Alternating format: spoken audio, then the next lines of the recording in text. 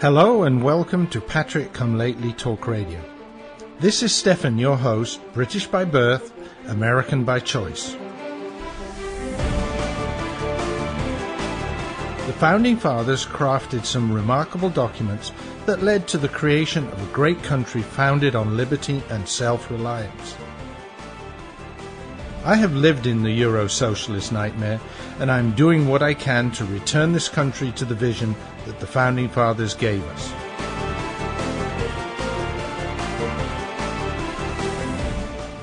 We need to strive to rebuild that shining city on the hill, for without us, the world has nowhere to turn for freedom. For the next hour, I will be presenting news, views, and guests that help keep the true spirit of America alive.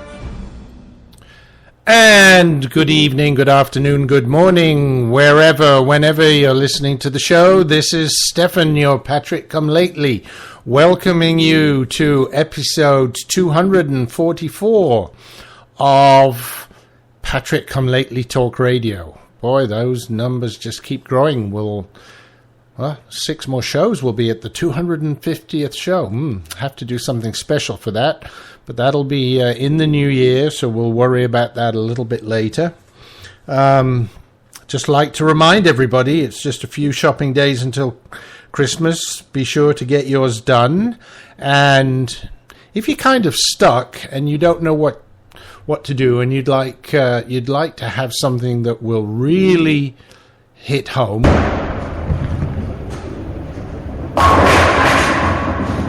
Yes, that strike of a present. Why don't you get your loved ones a Patrick Come Lately t-shirt? That's right, there are Patrick Come Lately t-shirts. Go to my site, www.patrickcomelately.us. Go to the links page, and at the bottom of the links page, there is a link there to the official show t-shirt, as well as some other items that you can buy with some political text on them. They're all at Zazzle. And of course, I will remind you, it is not bad etiquette if you decide to buy something for yourself for Christmas and pack it up and put it under the Christmas tree. So if you want it for yourself, go ahead, you can do that. So remember, www.patrickcomelately.us, go to the links page, and then click on the link to the official show t-shirt right there. Okay, this show today was called First Salute and then News and Views. You might say, well, what's this First Salute about? Well, actually, this is something that I missed out on the Labor Day show. That would have been a better time to do it. And then the last couple of shows, I forgot to bring it in. But the date is actually November 16th. And so it's still less than a month ago. So I did want to bring this up. And what is this First Salute? Well, November 16th, 1776. Yes. Way back in history, something very significant happened and had a lot of impact around the globe. Now, I always stress my British background. I always tell you British by birth, American by choice. But actually, I also have a very strong connection to the Netherlands. And so this is why I found this piece very interesting. As I said, November 16th, 1776. Captain Isaiah Robinson took a ship called the Andrew Doria, which was basically a warship, and he was sent to St. Eustace, the island of St. Eustace in the Caribbean, to obtain munitions and military supplies. And apparently the ship was also carrying another precious cargo to be left at St. Eustace, and that was a copy of the Declaration of Independence. which had happened, only about 4 months beforehand.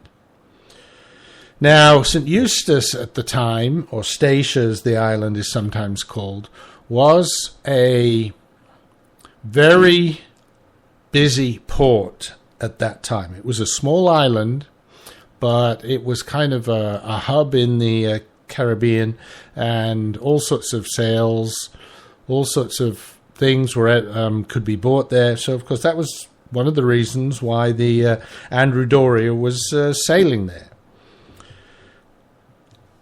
So, Captain Johnson takes his ship and pulls into what was called Oranje Bay, or Orange Bay, and it was called Oranje Bay, which means Orange Bay, because at the time St. Eustace was under control of the Dutch. Now, St. Eustace had been fought over a lot of times, and throughout its life apparently changed hands 22 times. But at this time, it was under control of the Dutch.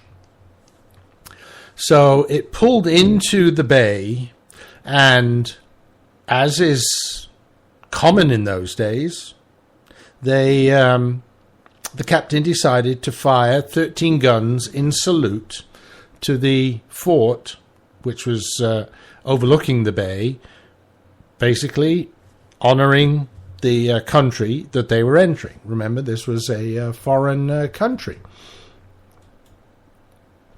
And what happened then?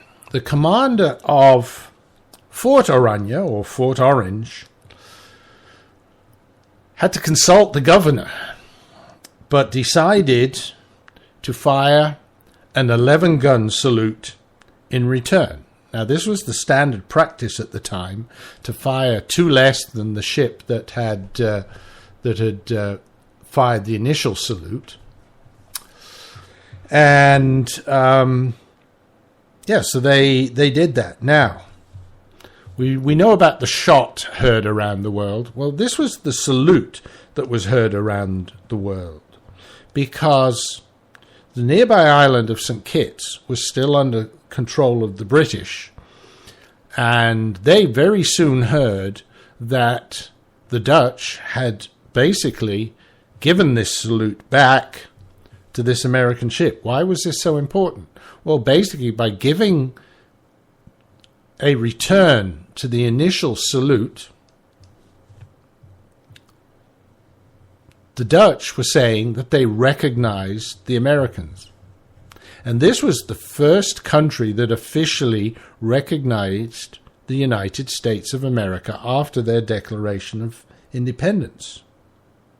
So this was the first salute ever given to the flag of the United States. It wasn't the Stars and Stripes at that time. It was actually the Grand Union flag, which was kind of predecessor to the Stars and Stripes. But anyway, so the governor of the nearby St. Kitts immediately dispatched a ship to England to tell Parliament and the King that Holland was the first country, the first foreign power to recognize the United States. And this was actually, in those days, a pretty risky and courageous act. The British didn't like this at all.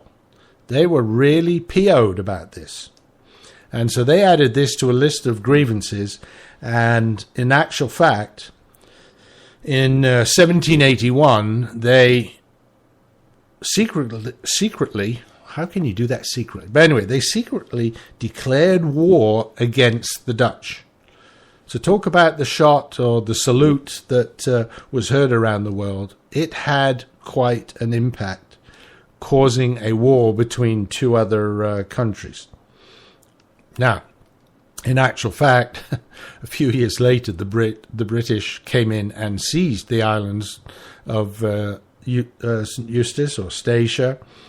A few years later, because they were so annoyed, and especially at the time, the Dutch were doing a lot of trading and contraband with the colonies, or as the British saw it, or the newly independent United States. as the colonists saw it.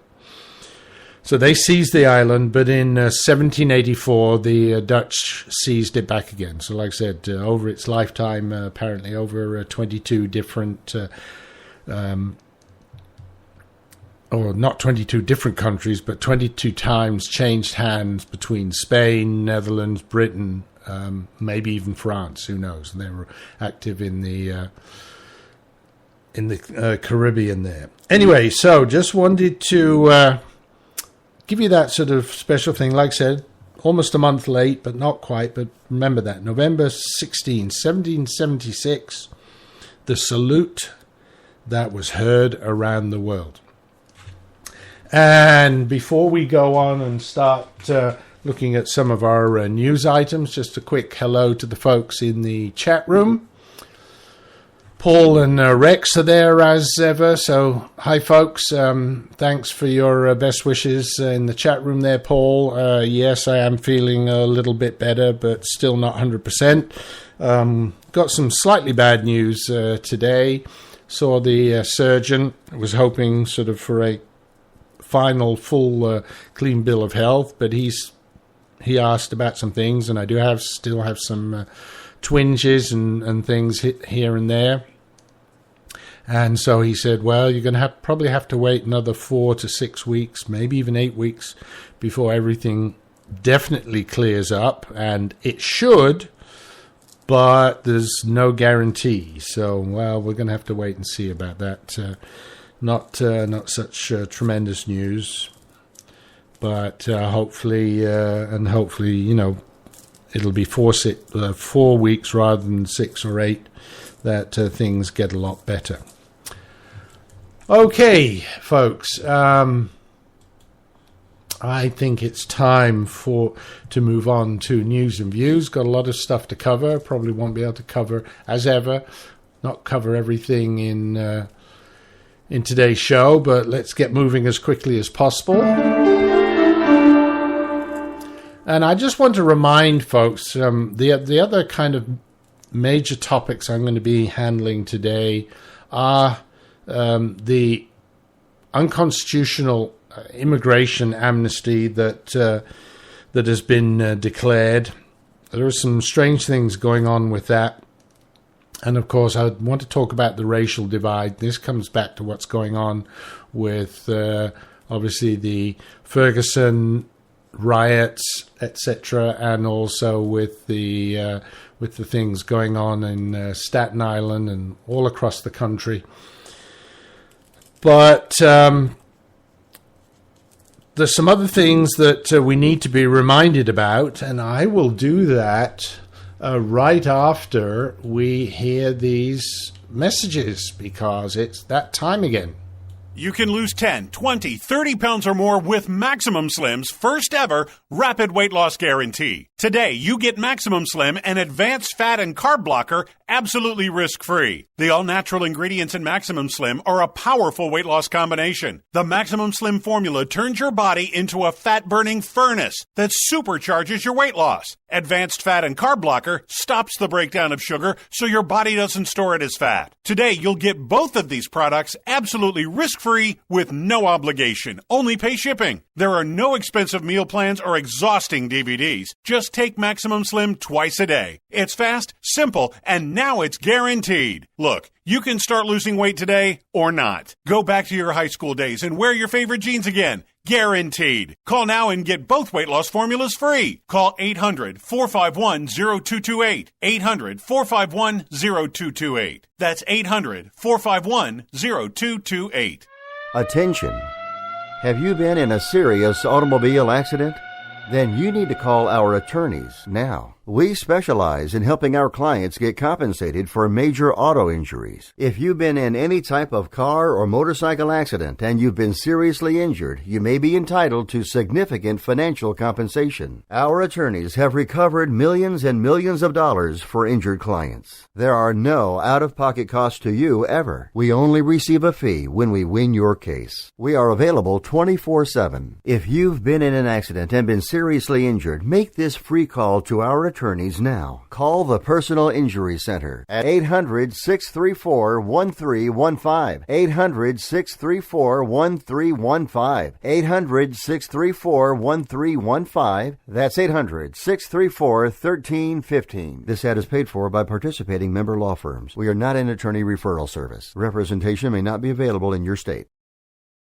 This is Patrick Come Lately Talk Radio, coming to you live via the internet, via rebroadcast on WRSDB, the Red State Talk Radio Network, or from the recordings at archives.patrickcomelately.us.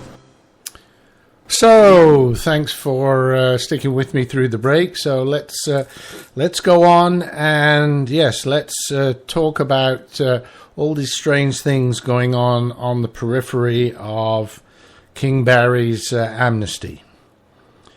One of the things, and I mentioned this, I think, a number of shows ago, but it bears reminding folks, because now all of a sudden it becomes a lot more, I would almost say even dangerous. It becomes very much more applicable. But there is a loophole in Obamacare which allows businesses to have a $3,000 per year per employee incentive to hire illegal immigrants, especially these illegal immigrants that are coming in on these new work permits that Dear Leader thinks he's going to be issuing. As I said, this is a loophole, this is a quirk in Obamacare that was discovered. But it's frightening, because wouldn't you, as an employer, wouldn't you prefer to get $3,000 a year extra if you hire one person over another? And basically, what the loophole is that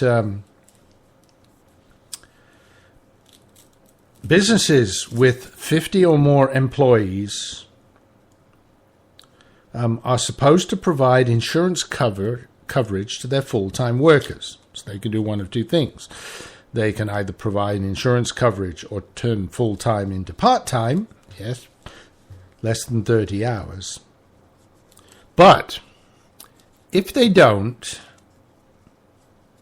then they are assessed a penalty for every employee who receives subsidies to sign up for coverage on the health exchanges. In other words, if you're a small business, medium business that has maybe 100 employees, if you say, you know what, I'm not going to give health care, giving each of my employees health care costs me, I don't know, $12,000, $20,000 a year per employee. I can pay the $3,000 fine, be cheaper off, and then just let them give them perhaps some extra money and let them go to the exchange and get their own insurance, possibly with subsidies. However, these legalized illegal immigrants now on this new decree, and I'm not going to call it an executive order, and I'll get to this shortly as well, but this decree of King Barry, they can't sign up for the exchanges or receive subsidies. So therefore, Obamacare excludes them from this $3,000 fine. So in other words, even better, says the employer, not only do I then not have to pay that $3,000, but I'm also not paying health insurance. Great. And of course, these immigrants don't have health insurance, so where they're going to end up? You've got it. They're going to end up at the emergency room, and it's all going to be paid for by, guess what? Us, the taxpayers. So congressional aides have confirmed the loophole is still in there, and attempts to get rid of the loophole have been stymied time and time again. So, folks, not good. Not good at all. So the other topic, and I mentioned it just earlier, there's been a lot of kerfuffle and discussion about the fact that Dear Leader was going to issue an executive order granting amnesty to all these immigrants, illegal immigrants. Guess what? Look at the Federal Register. That's where the official executive orders have to appear. To date, there has been no executive order. Instead, King Barry has said what he wants. He has issued a verbal decree, and now the DHS is carrying out his will, even without an executive order. Now,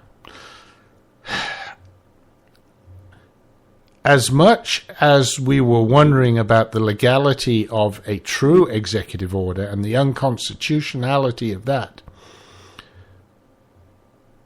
I really don't see how a department can interpret the wish of the president and then make major modifications to a law. Some of the commentators have said this is a ploy by the White House by not issuing it as an executive order. It's a ploy by the White House to kind of stymie some of the attempts to have this action taken to the courts and perhaps overruled in the courts. But if it's not an executive order, but people are calling it an executive order, kind of makes them look stupid. And when they go to the court and say, we want to overrule this executive order, and there is no executive order, so they're kind of trying to be tricky by not doing this. And so there are all sorts of traps there. On the other hand, I think it also strengthens the hand of those that go to court as long as they get the wording correct, because how can the DHS just issue a policy memo, which is what they did, to all immigration and enforcement agencies, which directed them to follow the new amnesty policies instead of enforcing the actual law? I don't think they can do that. I don't think they can get away with it. And if they can get away with it, we might as well shred the Constitution. So think about it, folks. So now King Barry, or should we maybe say Emperor Barry, issues a verbal statement, this is what I want to do, and his cronies and minions run around and just execute it. Remember, that's definitely not what the Founding Fathers wanted to have happen here. They wanted the three co-equal branches of government, and each has to balance the other out. So this is going to be very, very interesting. And it'd be very interesting when it comes to court to see what's going to happen. Now, one of the things is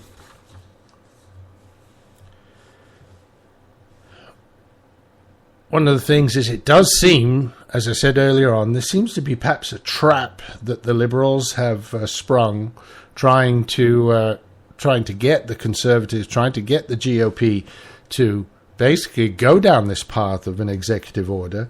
And they've been throwing out these memes of, Obama's average executive orders per year in office are 3.3 points below George W. Bush, 8.4 below George H.W. Bush, and 14 points below Ronald Reagan. Of course, and I've said this before as well, the number of executive orders doesn't matter. It's not what they are. It's not how many, but it's what they are. And the one commentator used a very good analogy. You can count the pieces of green paper in your wallet, but it's going to make a big difference as to whether they're $1 bills or $100 bills. But the number of bills is relatively unimportant. And that's what the Liberals are doing with this whole executive order thing. But they're trying to muddy the waters by focusing on executive order, and there isn't actually one. So hopefully we don't fall into that trap. And so as conservatives, we need to make sure that we're using the correct terminology. And one pundit, one commentator suggests we should call it executive action and not executive order. Now, there are right now, I think, over 16 state governors that are banding together to sue to block the amnesty. An interesting part of that is that the case will be heard in federal court by a judge that in the past has actually been fairly pro conservative arguments.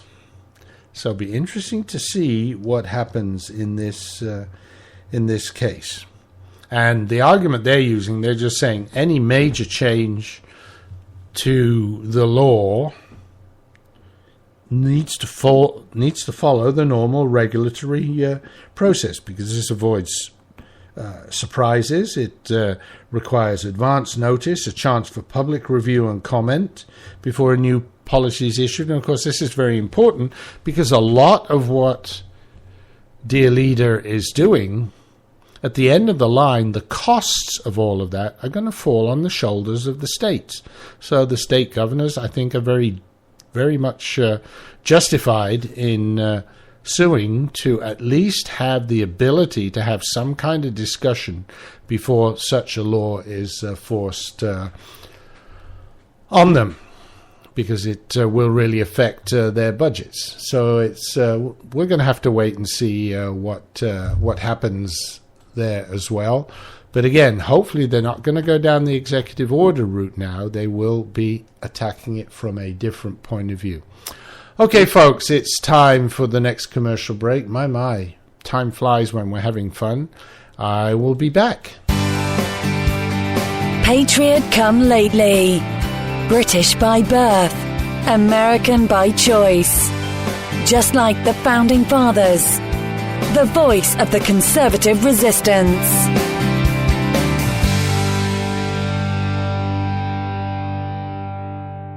Every day, millions of Americans grow more concerned about the future of our great nation. The truth is, over the last century, a small but powerful collectivist movement known as progressivism has debased our politics, our culture, and our currency. We're just a small step from falling into 1,000 years of darkness, as Ronald Reagan warned. Friend, this is Pat Boone with an important free offer on a hot new book called The Great Withdrawal by Craig Smith and Lowell Ponte. This new book explains how we, the people, can end this fatal detour into big government and get back on the path of faith and freedom charted by our founders. Call now for a free copy of the hot new book called The Great Withdrawal. Call now for your free copy. 800-978-3901. 800-978-3901. 800-978-3901. That's 800-978-3901.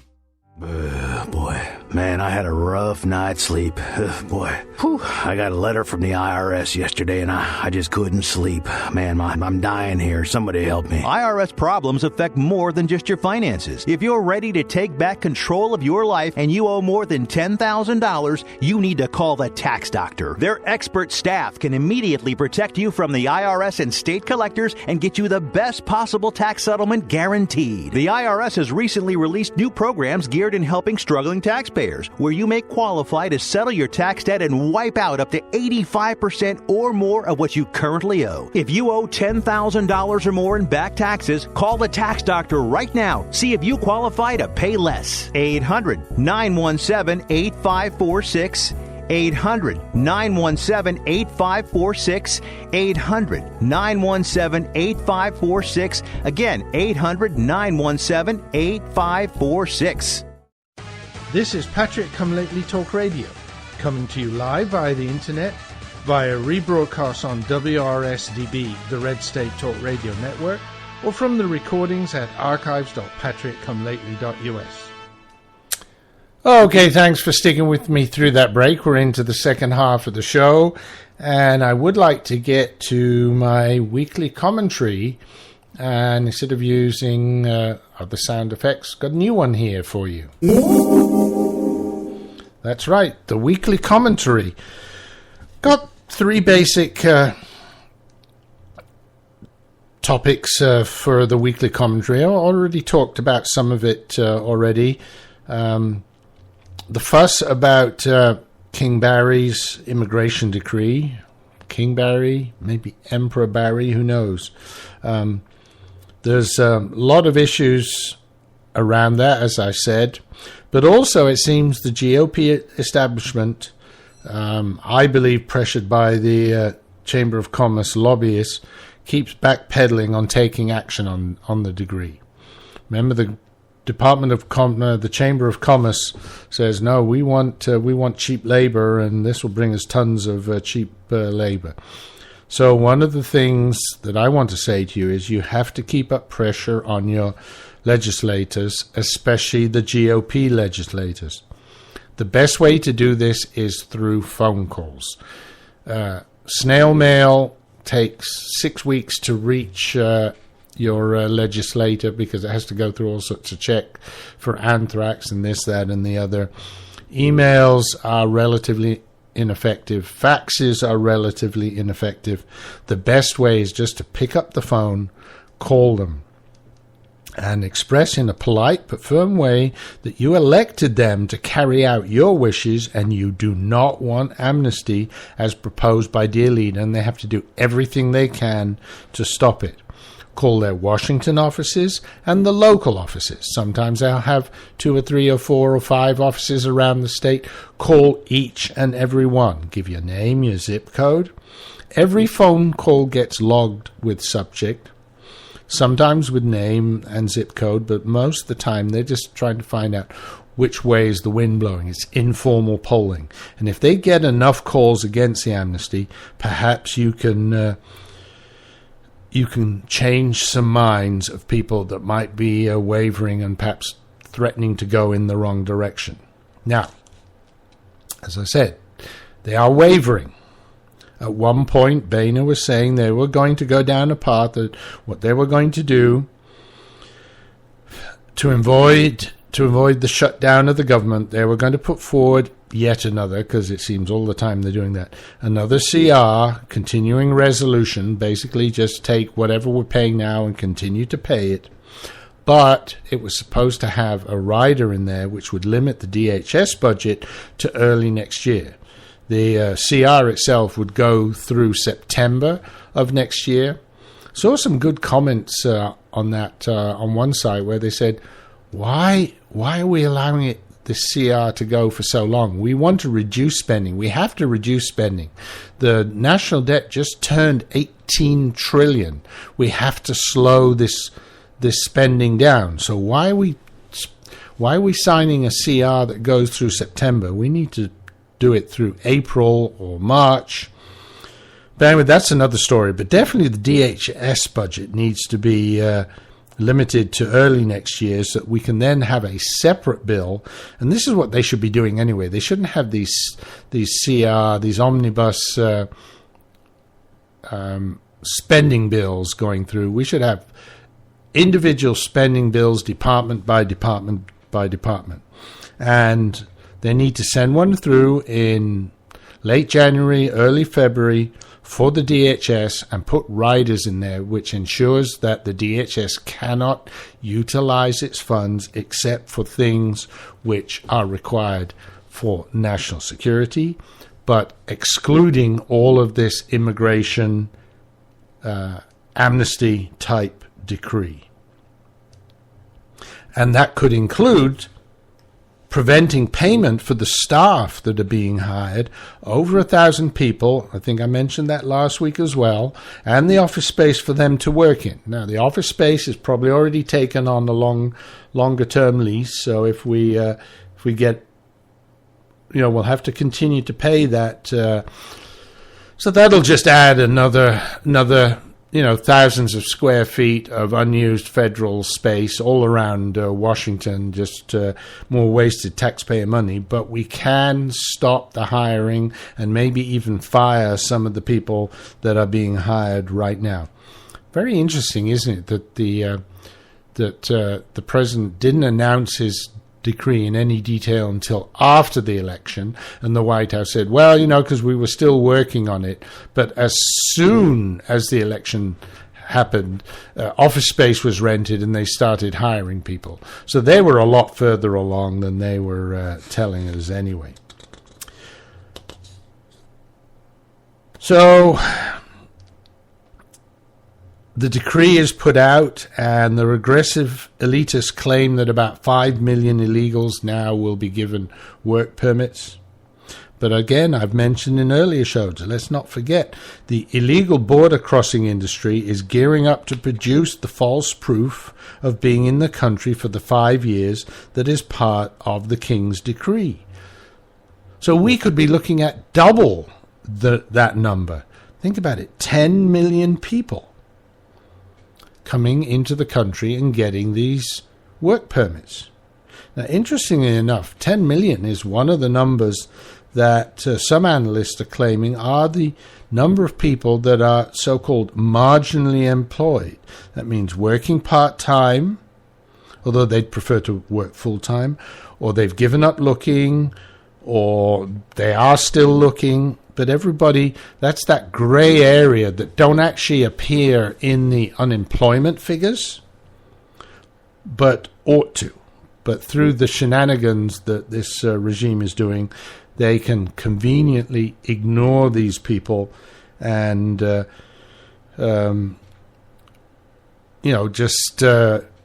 just make the unemployment percentage look a lot better.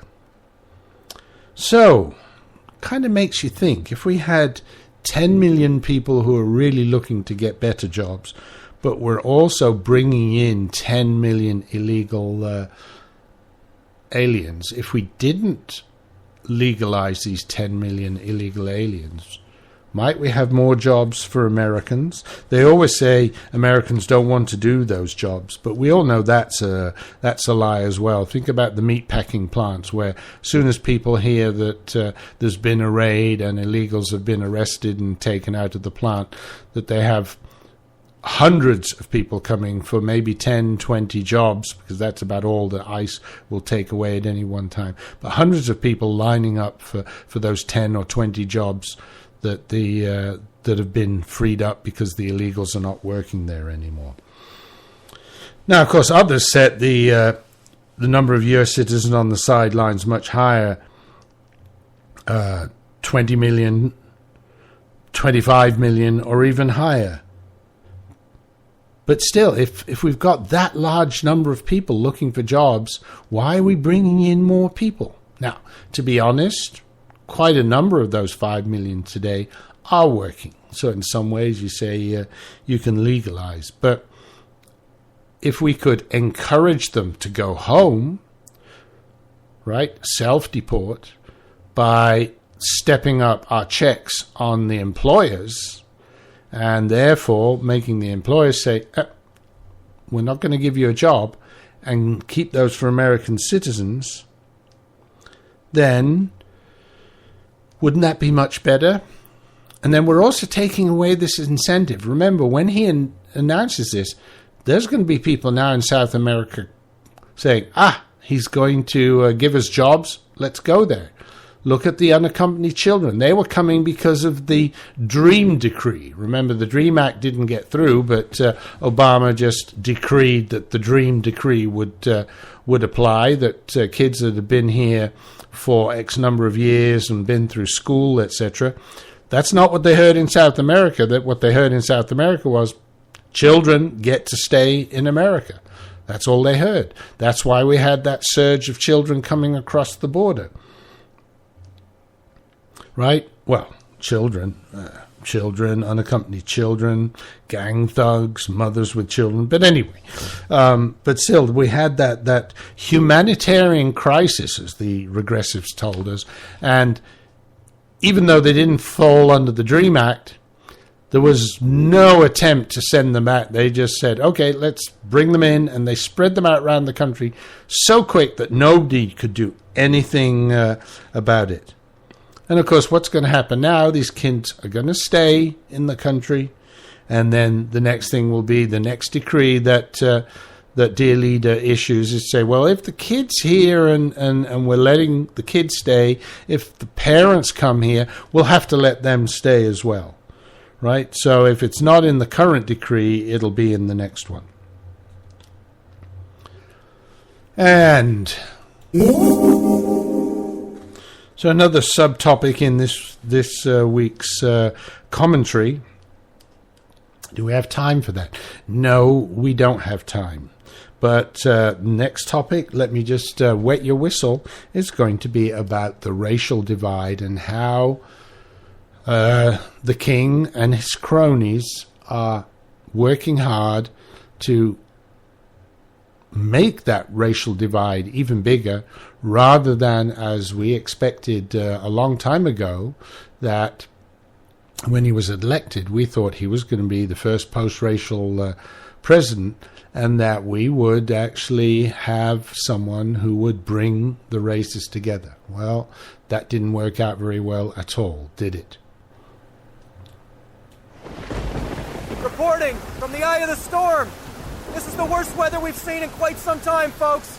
And I don't see any end in sight. People have been calling in from across the state complaining their basements are flooding. One guy said he now has an indoor swimming pool in his basement. I told him he needs the waterproofing innovations from Basement Systems. If you want a dry basement or crawl space that will weather any kind of storm, you need the patented solutions from Basement Systems. You've seen them on home makeover shows throughout the country. With a lifetime warranty, every solution is custom designed for your basement. Call now for a free estimate, and you'll never have to worry about storms like these again. I'm predicting this storm front is heading your way, so call Basement Systems and relax. Call 800-205-8665 for your free in-home inspection, or visit basementradiooffer.com. That's 800-205-8665, or visit basementradiooffer.com. I've owned my company for 14 years now, and I can tell you that payroll is a 4-letter word. I hate doing it. It eats up hours I don't have, and it costs me money I could be saving.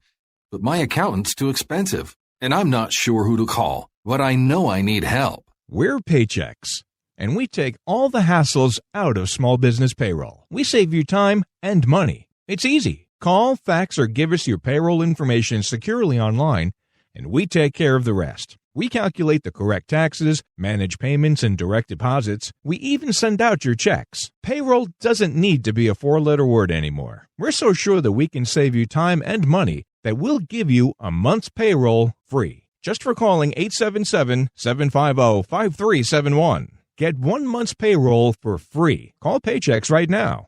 877-750-5371. That's 877-750-5371. This is Patrick Come Lately Talk Radio, coming to you live via the internet, via rebroadcast on WRSDB, the Red State Talk Radio Network, or from the recordings at archives.patrickcomelately.us. And we're into the final segment of the show, and I just want to remind my listeners, whether you're listening live, and if you are, do join us in the chat room, that little speech bubble with some dots in it on your computer screen there. Click on that and join us there. Type in some interesting tidbits or some questions or some comments. But also for those of you that don't listen live, and my audience is actually much larger outside of the live show. For example, a lot of listeners listen via Red State Talk Radio Network, a great network full of very, very good conservative talk show hosts, and I'm very honored to be in that group that so many good hosts there. But if you're listening there, of course you can't participate in the chat room, but you can send me an email, Stefan@patrickcomelately.us, with your comments, questions, anytime. I love to hear from my listeners. Or you can go to my site, www.patrickcomelately.us, go to the contact page and type in a message, and that will get sent to me, and I will get back to you both directly, but also I will get back to you in the show. I do like to handle those emails that come in through the show. And of course, if you go to my website. Don't forget, you can also pick up the official show T-shirt, a great Christmas gift at this time. Anyway, let's go back to the topic. And this was the second topic for my weekly commentary. And what I wanted to say basically was that when King Barry was elected, and, you know, it does seem funny to say that because, you know, if you look at it now, it seems more like he just ascended to the throne. But, okay, that's a whole other story. The lamestream media went nuts talking about, you know, the new post-racial era, that America was finally absolved of her sins of slavery and the repression of minorities, especially that of the black community.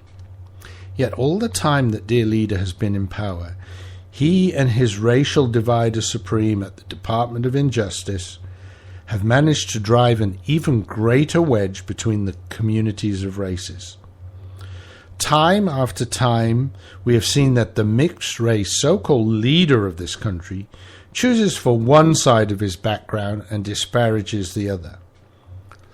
Most recently, we've seen it in his words about Ferguson and Staten Island. It would have been so easy, especially in the Ferguson case, to say, you know, folks, the grand jury has spoken. You may not agree with it, but that we are a country of laws. That is the law. Let's get back to healing. That would have been such a positive message. Instead, he injects all the negativity, all these undercurrent things about, well, you know, the police are bad, the police are bad, the police are bad. He really fans these fires of racial division with his own rhetoric. Eric Holder in his speeches fan those fires, and also the resident of 1600 Pennsylvania Avenue also provides tacit support to race baiters like Al Sharpton. Now, even in the Staten Island case, you know, many commentators, both right and left, say there is an argument that there may have been an incorrect decision by the grand jury, not whether race was involved, but just how the force was used by the police. And that's perhaps what the president should have said. He said, you know, the Department of Injustice is going to look into this because we think there may be some civil rights issues.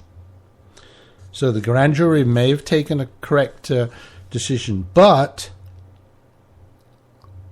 there is no racial aspect to this. He should have, that's what he should have put forward, to heal this country. Even the widow of the victim herself has said that she believes it was not a racial issue. And given the fact that the sergeant in charge of the team that took Mr. Garner down was a black woman, I think the widow is probably right. But you're not going to hear that from the mouths of the leaders of this country. Okay, one more topic in my weekly commentary, one final one.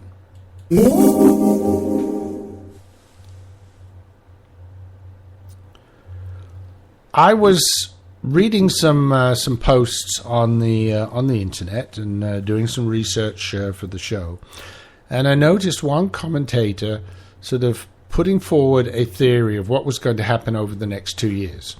When the GOP takes control of the Senate and we don't have Harry Reid pushing over 380 bills into the bottom drawer of his desk and just ignoring them. Now it's likely we're going to have bills that are passed in both the House and the Senate and end up on King Barry's desk. And this commentator basically sort of said, that's all that's going to happen. They're going to end up on his desk. They're not going to go any further. He won't veto them. He won't sign them.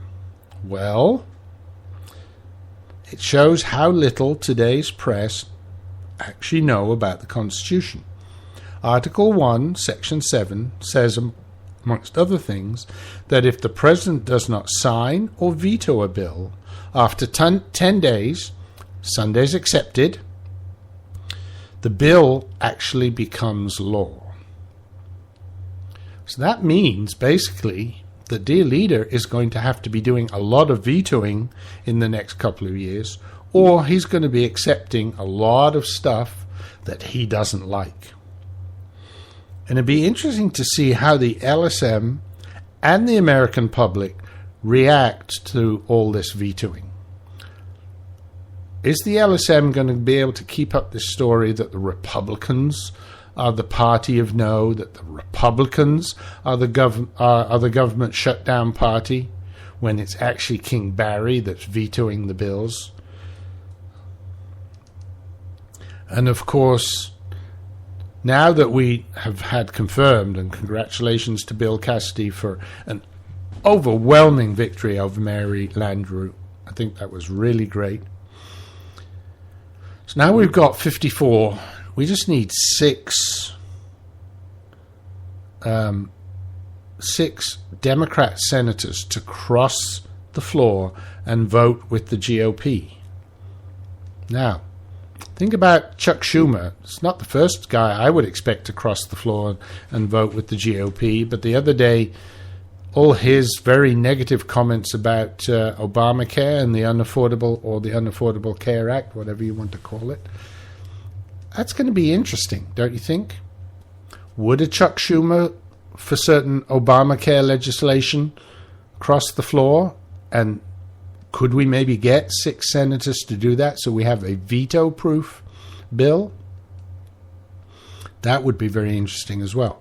Now, of course, we know Chuck Schumer has gone down that road of slamming Obamacare because he knows 2016 he's up for election. And he's worried about his cushy job in Washington. He doesn't want to lose it. And I just think when we bring these bills to the floor, there are good chances with some of them that there are going to be 6 or 7, even 8 Democrat senators that say, you know what, if I vote against this bill, I'm going to lose my seat in the next election. I may just go with the GOP. That's going to be interesting to see, don't you think? And hopefully that will happen. It would be nice to put some bills on King Barry's desk that are veto-proof, that he will have to sign whether he likes it or not. And I think about what the wording of the Constitution says. If it's actually been vetoed and then it goes back and they get the 60 votes, then I think it automatically becomes law. The president doesn't even need to sign it anymore. But we'll see. I think come January, February, March can be some interesting times, and nice to have some positive things. And I did have a couple of positive things to handle, but I see we're getting to the end of the show again, so it's unfortunate. But it's been fun. Time, like I always say, time flies when you're having fun. There's so much I would like to chat about, and maybe one day, a couple of years in the future, if I get retired, I might be able to expand the show and do either a longer show or do higher frequency during the week and cover more topics.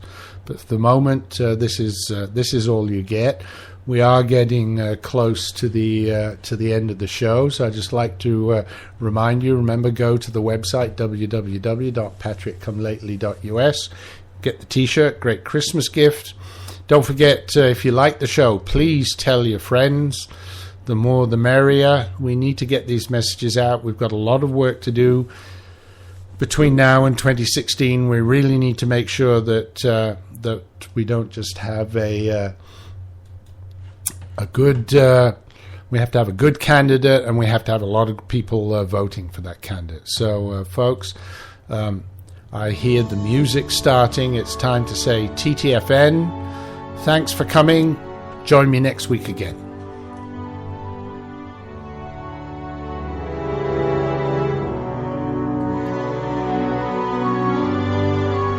Thank you for listening to this edition of the Patrick Come Lately Show. Please take what you have learned and share it with friends and family. Better still, tell them about the show so they can listen too. Remember to support the advertisers on the show. It helps keep this show on the air, and I thank you for that. I'm looking forward to joining you on the next show. Until then, keep spreading our message. Goodbye, and God bless America.